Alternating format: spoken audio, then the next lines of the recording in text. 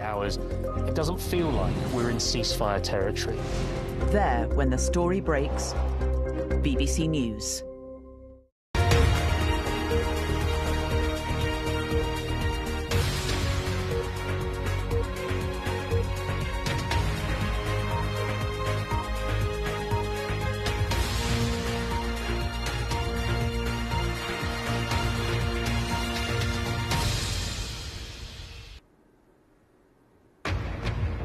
Live from London, this is BBC News. For the second time this month, a fatal shooting by immigration agents in Minneapolis.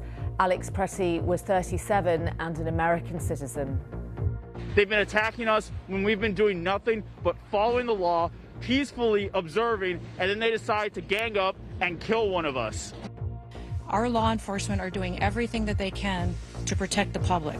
We're praying for this deceased loved one's family and friends. More than 200 million people across the US are in the path of what's predicted to be the country's biggest winter storm in years. This is the scene in Memphis, Tennessee. Rock climber Alex Honnold succeeds in scaling the 500-meter skyscraper Taipei 101 without ropes or protective gear. And preparing to say goodbye. The last two pandas in Japan are set to head back to China.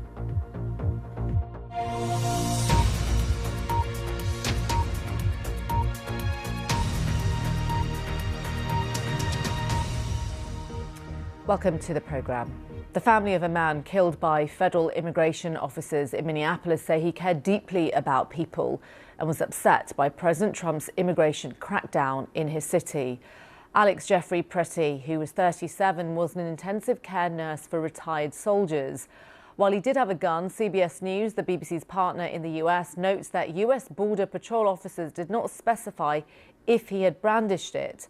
Mr. Pretty's family members said he owned a handgun and had a permit to carry it concealed. He's the second person shot dead by federal immigration agents in Minneapolis this month. The BBC has verified these images showing the moments leading up to the fatal shooting, masked agents grappling him to the ground before several shots are fired. This video appears to show the man before he was shot by an immigration officer. It's not clear at this stage how much time passes between the video and the shooting. You can see here one agent puts a hand on the man's torso and walks him backwards towards the pavement. Then in a separate video, shots are fired.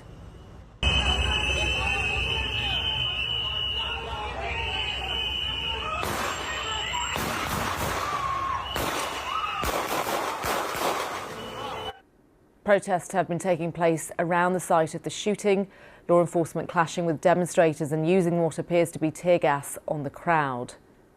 What I've been hearing and seeing is that the community has been talking to each other as real people, and these people have come in and been hurting us. They've been attacking us when we've been doing nothing but following the law, peacefully observing, and then they decide to gang up and kill one of us. What have you been hearing about what happened this morning? What happened this morning is they tried to go into a restaurant. The restaurant didn't let them in, and a peaceful observer was recording them, and they decided to get aggressive with that peaceful observer. And then when there were 6, 8 of them on top of one person, they decided to shoot them in cold blood. Now, the state of Minnesota is run by Democrats, and officials there have reacted furiously to the shooting.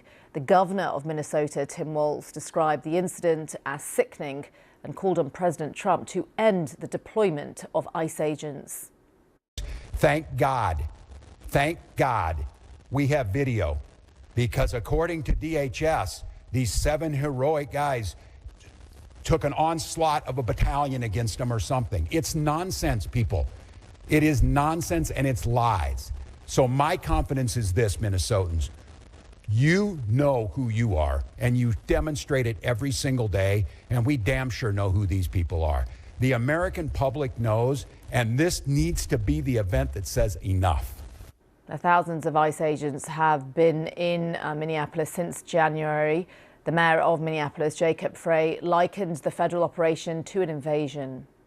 I just saw a video of more than 6 masked agents pummeling one of our constituents and shooting him to death.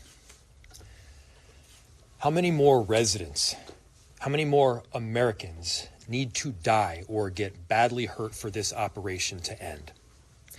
How many more lives need to be lost before this administration realizes that a political and partisan narrative is not as important as American values? The US Homeland Security Secretary Kristi Noem said ICE agents were targeting an individual who was in the country illegally and had a criminal record. Now, as I mentioned, since January, the department launched what it called the largest immigration enforcement operation ever carried out, sending 2,000 agents to the Twin Cities. She blamed the mayor and governor for the atmosphere. This situation and this tragedy did not have to happen. Our law enforcement are doing everything that they can to protect the public. We're praying for this deceased loved one's family and friends, but we also recognize that the Minnesota governor and the Minneapolis mayor need to take a long, hard look in the mirror. They need to evaluate their rhetoric, their conversations, and their encouragement of such violence against our citizens and our law enforcement officers. It's now the middle of the night in Minneapolis, but people are still gathered at the scene of the shooting.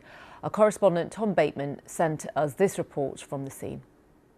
Well, this is the spot where Alex Pretty was shot dead, and you can see now a lot of people here. I've seen hundreds come and go over the course of the last few hours. People laying flowers, they've come to light candles and laying them, writing messages, chanting Alex Pretty's name.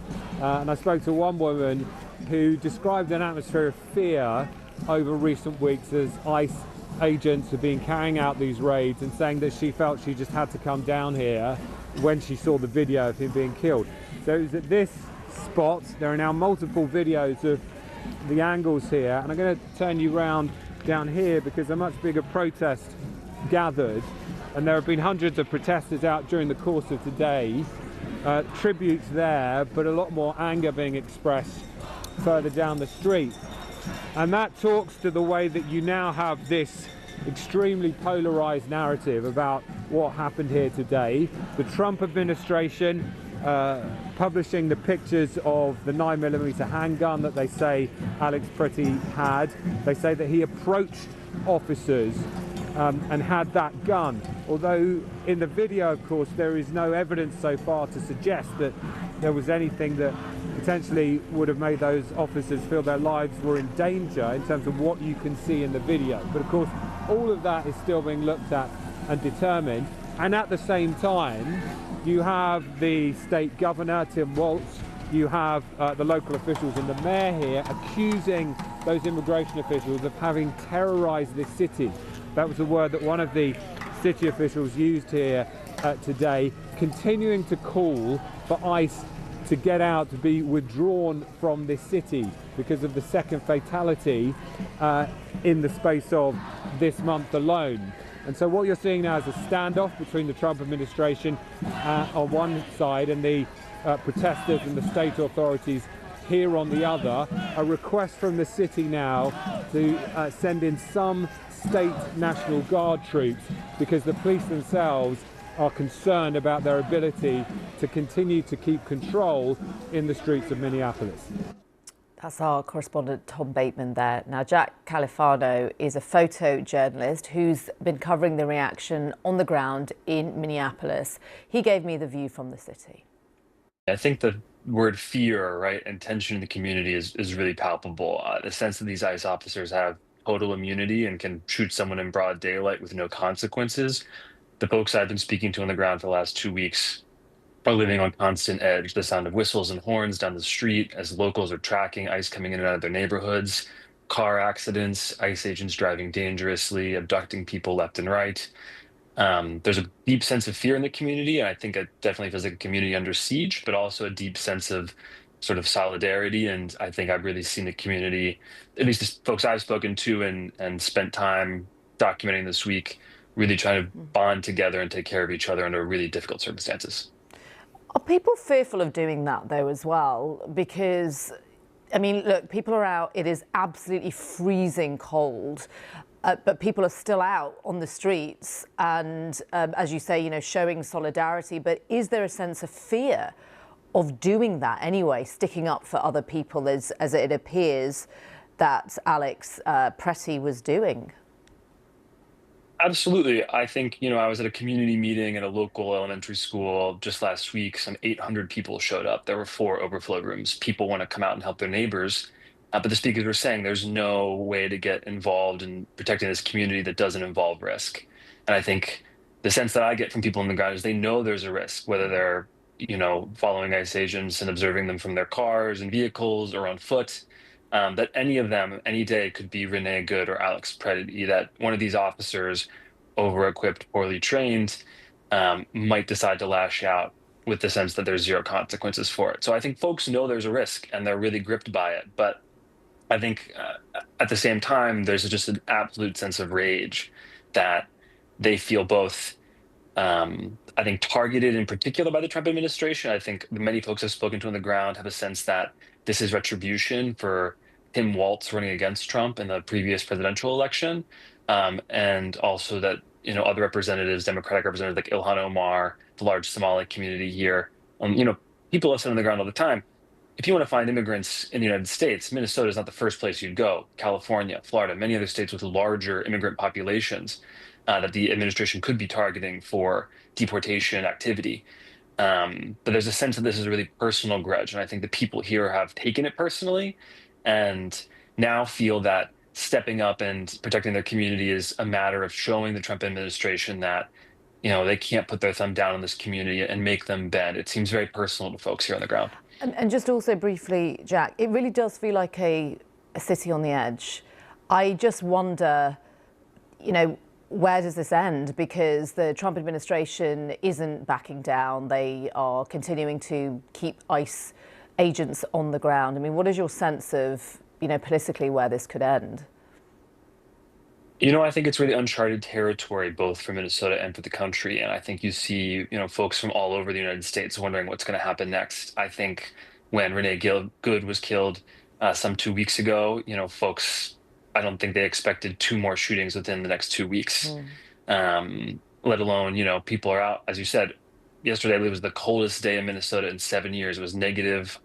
I don't know the Celsius, but apologies for the BBC viewers. It was cold. Very, very cold, yeah. But that's like, is saying that's a reflection of how that's not putting people off from protesting. But yeah. No, I don't see any sense that the protesters are losing interest in policing their communities. If anything, the folks that I've been documenting in my work and following along with seem just more committed now, more interested in resisting this sort of effect. That's The View from Minneapolis. Let's stay in the US because more than 200 million people across the country are in the path of what's predicted to be the country's biggest winter storm in years. The Arctic blast will bring sub-zero temperatures and wind chills, which pose a life-threatening risk of hypothermia and frostbite to exposed skin. 37 states are under a winter weather alert. The US Department of Energy has issued an emergency order to mitigate the blackouts in the mid-Atlantic during the winter storm. Chad Merrill is a meteorologist with AccuWeather. He talked us through the storm's trajectory. We've seen the snow and ice already across the southern plains, places in Arkansas, Little Rock, Arkansas, picking up anywhere from 7 to 9 inches of snow so far. And we're seeing that band of snow push across the country. The first snowflakes now flying just south of Washington, D.C. And as you can see from this map, this snow encompasses a large area from Lubbock, Texas, all the way up to Portland, Maine by the time it's all said and done on Monday, and the heaviest snowfall amounts of 12 to 18 inches, southern parts of Illinois, all the way up along the I-70 corridor, parts of Ohio, and then the interior parts of New England are going to pick up that heavy snow. But that's just one piece of the puzzle, because we also have a significant ice storm that's already causing thousands of power outages across Louisiana and Texas, and the stripe of heaviest icing accretion, I should say, with significant to severe impacts expected from the Dallas, just south of the Dallas area, all the way into northern parts of Louisiana, all the way into the northern parts of Alabama, and then parts of the interior Appalachians. We're talking about Raleigh, Charlotte, Columbia. And you have to remember, those folks were hit with the severe winds from Helene, so there's already a lot of trees down. And this particular ice storm is going to cause severe impacts that's going to lead to widespread power outages. So in the Carolinas, we have that significant power outage risk. And as you mentioned, we have very cold temperatures behind this system that's going to last through next week. So that ice is not going to be melting in the snow anytime soon after the storm. We will also have power outages multiply overnight through tomorrow across the southern parts of the Mississippi Valley. So we have a significant snowstorm. And then in New England as well, where we are talking about anywhere from 6 to 10 inches of snow in Philadelphia to about 6 inches of snow in Washington, D.C. And once you get north into the New York City area, about 6 or 7 inches. Now, we have the cold air behind it, persistent cold through the last week of January. So that's going to mean travel problems all through next week as the cold air lingers and the icy spots will continue on many roadways. Well, Gabe Soltero is from the disaster response organization Team Rubicon, and he told me how they're preparing. Here in Atlanta, we expect the light rain that's happening right now to turn into sleet, and our team is prepared throughout the Southeast and other parts of the United States as we work with the various emergency operations centers and our volunteers who are watching the storm very closely so that as we get requests for assistance, we can go out once it's safe to do so and do things like do surveys, deploy our quick reaction forces, use operations with chainsaws for road clearance, and do other things that might be needed to see what we can do to try to help our neighbors and our friends and members of our community. Who are the vulnerable groups that you will be keeping an eye on here? Yeah, there's a number of vulnerable communities throughout the United States and especially in the Southeast. There are some whose homes might not be heated as well. There are some who live in communities where the infrastructure might not be able to support them, especially the power outages that we will see. And we will be in close touch with those emergency operations centers within the states and towns and cities so they can help us identify those particular members of the community and we can render assistance. Gabe, we're used to seeing really bad weather in the US. We've, seeing winter storms. Do people feel scared? Are people nervous? What are the sort of feelings that you're managing in terms of the communities? Yeah, there's certainly a feeling of uncertainty because in the southern United States, the winter is not nearly as severe as it tends to be in other parts. And nonetheless, we do see cold weather and ice storms on occasion, but we want to make sure that we're prepared. So our volunteers who have worked with this before and who are, prepared to assist, we're trying to help our neighbors stay safe. And we're trying to be able to be ready to render assistance, which we're standing by to do. And you did mention that you have volunteers across the country. We know that there are other parts of America that will be really hard hit by this weather. That's correct. Team Rubicon has close to 200,000 volunteers, and they are all over the United States. So after the worst of the storm passes and it is safe to go back out to help, our volunteers will come from the communities that were affected, but if necessary, we can also bring volunteers from other parts of the United States to help those communities. And just lastly, one thing I wanted to ask you as well, Gabe, you do see at times like this panic buying. We've seen those images of stores being emptied out, people just sort of hunkering down. Is that, what do you make of that? Is that the kind of advice you would give, or are you sort of telling people to just stay calm and just, giving them practical advice? Yeah, so far what we've seen, personally, I've seen a relatively calm response. A benefit we had to this particular storm is that we saw it coming.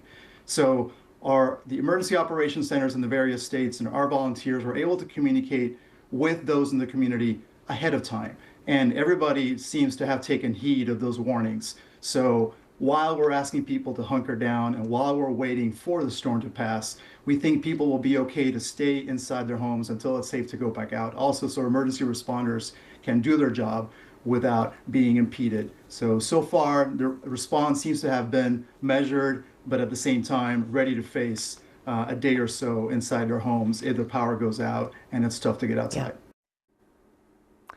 President Trump has backtracked on his controversial claim that British troops stayed away from the front line in Afghanistan.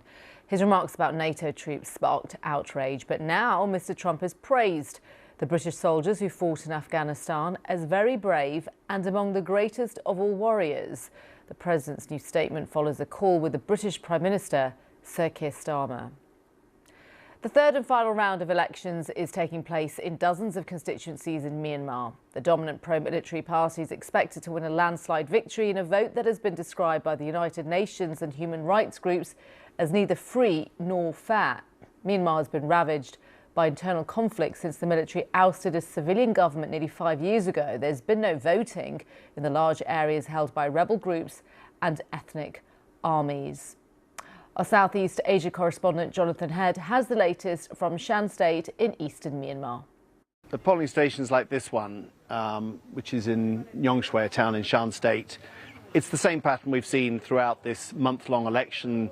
It's quite empty now. Turnout, we think, has been quite low. That's our impression here. It's been low in other parts of Myanmar, but orderly and smooth. Everyone who came was able to vote. I think the military is going to be happy that they've got through this month-long election without any major disruptions. There has been continued fighting in areas that are contested. There have been some attacks on election officials and others, but broadly the election's gone smoothly.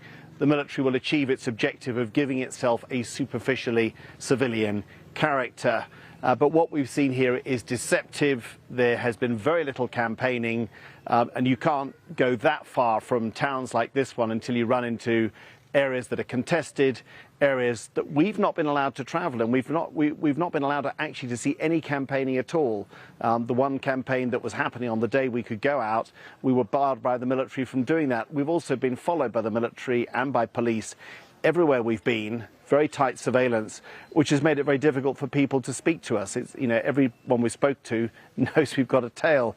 And that climate of fear, I think, has really affected this election. People have not felt free to express themselves. There are very tough laws that criminalise any kind of criticism of the election. And of course, there's not really any real choice, because the parties that used to be very popular here as elsewhere, Aung San Suu Kyi's National League for Democracy and others, are barred from contesting, which gives the military's own party a clear run at dominating the new parliament. So, there will be a change. There will be a nominally civilian government in a month or two's time when parliament convenes, but it's almost certainly to be the same military rulers simply donning civilian clothes. And the real question is, will this new form of military government be any more willing than its predecessor to reach out and make a compromise with its very angry and armed opponents that were stirred up by the coup, and perhaps reach an end to this civil war? Let's get some of the day's other news now. Ukraine's President Volodymyr Zelensky has described the first direct three-way peace talks with Russia and the United States in Abu Dhabi as constructive. He said further negotiations could take place next week. Despite the talks, Russia has carried out more attacks on Ukraine's energy infrastructure. An Iranian news agency is reporting that international internet access in the country will be restored on Sunday. The government cut off access during a crackdown on nationwide protests that began late last month. The blackout has made it hard to confirm how many people were killed during the unrest. President Trump has threatened to impose a 100% tariff on Canadian goods entering the United States if Canada reaches a trade agreement with China. He has warned against Canada becoming what he called a drop-off port for Chinese goods and products coming into the US. Now, if you're afraid of heights, you might want to look away now. American rock climber Alex Honnold has succeeded in his attempt to scale the 500-meter high Taipei 101 skyscraper with no rope or protective equipment. Braving strong winds and the building's sloping glass, it took him just over an hour and 31 minutes. Now, two giant pandas are on display in Tokyo for the final day before they're returned to China on Tuesday. So tourists are expected to see the twins Xiao Xiao and Lei Lei. A lottery was introduced for the final tickets after visitors began queuing for hours for a glimpse of the pandas. Japan risks being without a giant panda on its shores for the first time in more than half a century because of an ongoing diplomatic row with China. Beijing lends pandas to other countries but maintains ownership, including over any cubs they produce. Shaima Khalil reports from Tokyo. It's been a big day here at Tokyo's Ueno Zoo, with large crowds gathering to bid farewell to Japan's beloved pandas, Xiao Xiao and his sister Lele. The twin 4-year-old pandas have been national darlings since their birth here, but returning them has always been part of the loan agreement. I've been bringing my boy here since he was a baby, so I hope it becomes a good memory for him. I'm glad we could come today to remember them. China has long used panda loans as part of its diplomacy, rewarding close ties and sometimes withdrawing them when relations turned sour. This farewell comes against a tense backdrop in Japan-China relations after the Japanese Prime Minister Sanai Takaichi said that Tokyo would get involved militarily if China attacked Taiwan. Comments, of course, that infuriated Beijing. This has now cast doubt on whether Japan would get new pandas once the twins leave. With Xiao Xiao and Lele's departure, Japan will have no giant pandas for the first time since 1972, when it normalized ties with China. Officials have said that they've put in a request for a new panda loan, but so far there's been no response. Fans will have to wait and hope that diplomacy could avert a potential panda crisis. Let's head now to Hawaii, where the Kilauea volcano is putting on another dramatic display, sending lava and smoke high into the air as molten rock spilled from its openings. Now, the US Geological Survey is reporting that this marks the volcano's 41st eruptive episode. At its most intense, lava foundation soared about 480 meters above the crater.